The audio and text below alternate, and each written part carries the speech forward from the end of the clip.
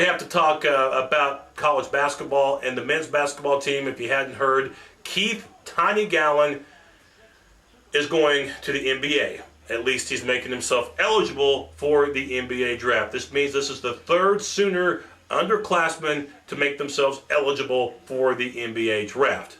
In the case of Tiny Gallon, you might be thinking, why? What's the point?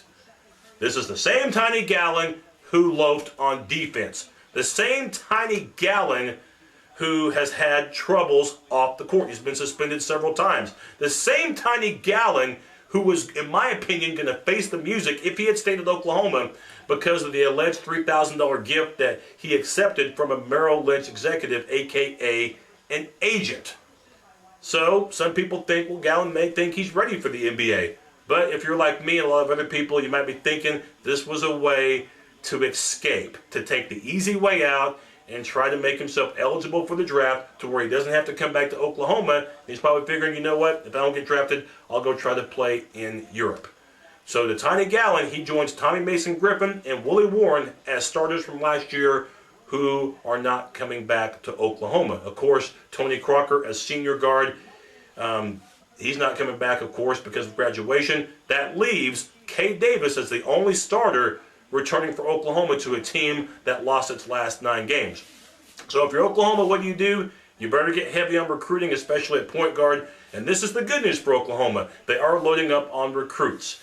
We mentioned a couple of episodes ago about T.J. Taylor, the guard out of Denison, Texas. We thought maybe he'd be the point guard for Oklahoma. Oklahoma thinks he's more suited at shooting guard, so he'll play the number 2.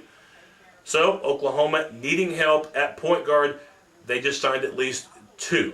One is a University of New Orleans transfer by the name of Carl Blair. 6 foot 2 inches tall, had a triple-double in a game last year.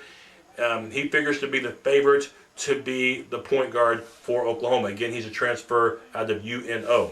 Another point guard that Oklahoma picked up was a high school standout from North Carolina in the form of Calvin Newell. Newell averaged 26 points a game last season, had scholarship offers from Florida, Central Florida, and Baylor, and Newell picks Oklahoma. So be a little bit of competition there as far as the point guard position, perhaps, between Blair and Newell.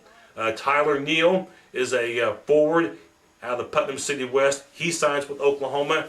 And some more good news for the Sooners. You might know that the best player of the bunch is Cameron Clark, a forward who will play right away out of Sherman, Texas.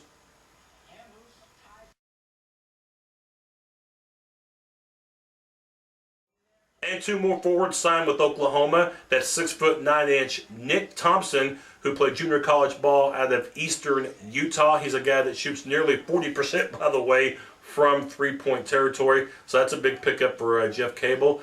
And T.J. Washington, you'll be hearing about this guy, a forward who was a JUCO All-American out of Connor State College in Oklahoma. He signs with Oklahoma. So at least 7 players, now Oklahoma Sooners, and when you have lost 4 starters, you need all the help you can get. These are big pickups for a team that needs any type of good news, and it sounds like Jeff Cable for right now has saved face. Hopefully these guys can really contribute to an Oklahoma team that struggled like crazy last year, and that's putting it mildly.